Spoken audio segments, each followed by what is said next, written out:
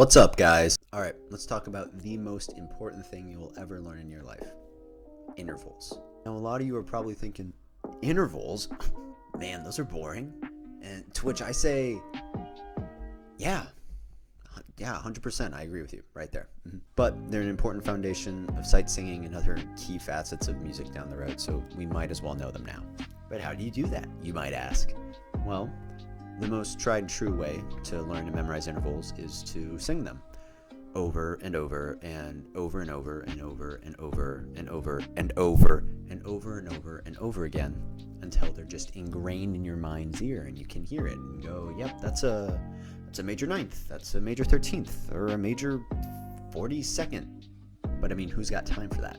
So the shortcut many people use, and a lot of you probably use it already, is to memorize intervals from other songs, from songs that you've listened to. We all have our key lists of intervals, so I'd like to go through mine and hopefully help you, or at the very least reinforce what you already know. I'm also only doing melodic intervals. You can go figure out harmonic stuff on your own. Good luck with that.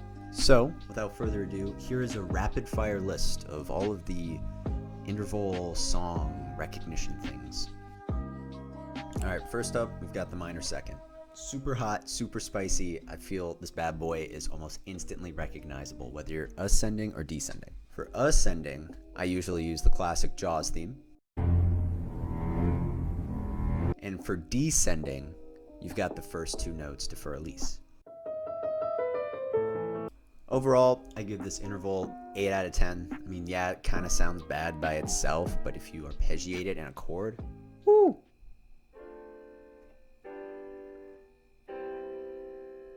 That sounds good.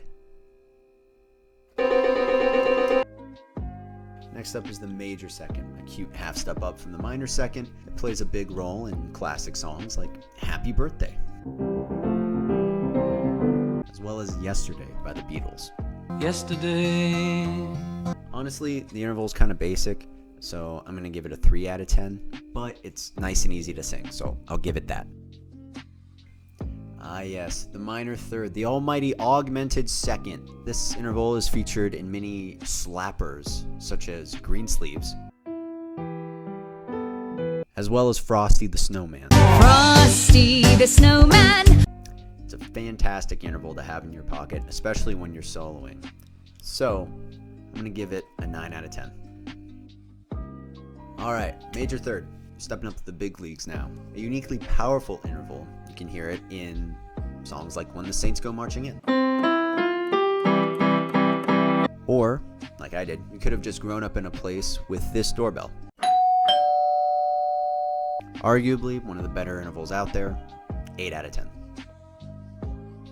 Alright, perfect fourth. Fairly easy to remember, right? You can either think of the Wedding March, or you can think of the hymn, O Come All Ye Faithful.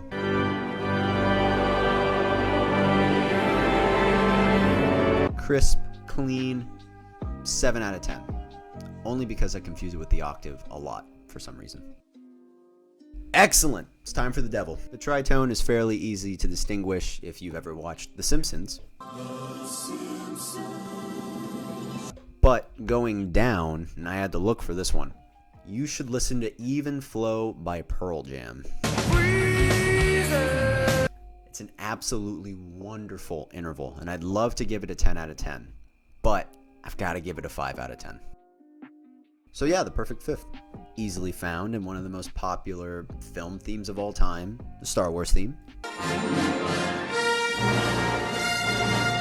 But an equally epic way of finding the descending fifth is to listen to the Flintstones theme. Flintstones, meet the Flintstones. For me, it's on like that same plane as the fourth. Solid 7 out of 10. Not my favorite interval, but it's also not the worst either. Alright, the minor The minor The minor sixth.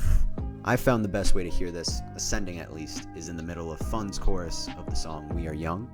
So let's set the world on fire. And coming down, you've got the first couple notes to Love Story. From the introduction to this interval, I'd be surprised if you think I like it at all. I despise this interval. Just 1 out of 10 for all the practice streaks it's ruined on Aurelia. Major sixth.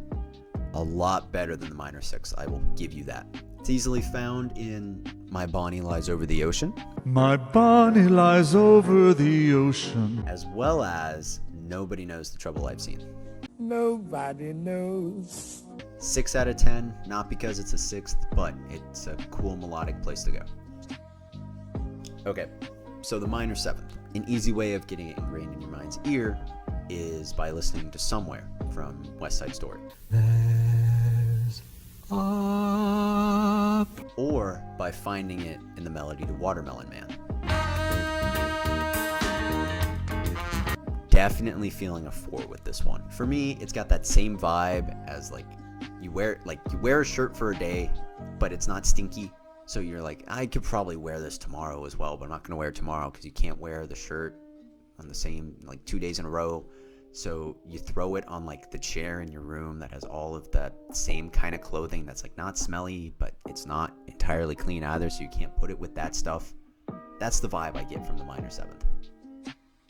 4 out of 10. Major seventh, as equally as spicy in my opinion as the minor seventh. You can find it in songs like Take On Me, as well as I Love You by Cole Porter. I love you. I think I'll give this an 8 as well, just because it feels so at home with the minor second, and just jazz is cool, man. And finally, the octave, that perfect eighth. You can hear it in such songs like Somewhere Over the Rainbow, Somewhere. as well as a personal favorite of mine, Bulls on Parade. Honestly, this has got to be a 9 out of 10. It's not 10 status, but I definitely wouldn't give it below a 7. So those are my suggestions for the songs to listen to. I hope you guys have found this helpful, and if you have any questions, please just feel free to not reach out to me at all and talk to someone way more experienced. Peace.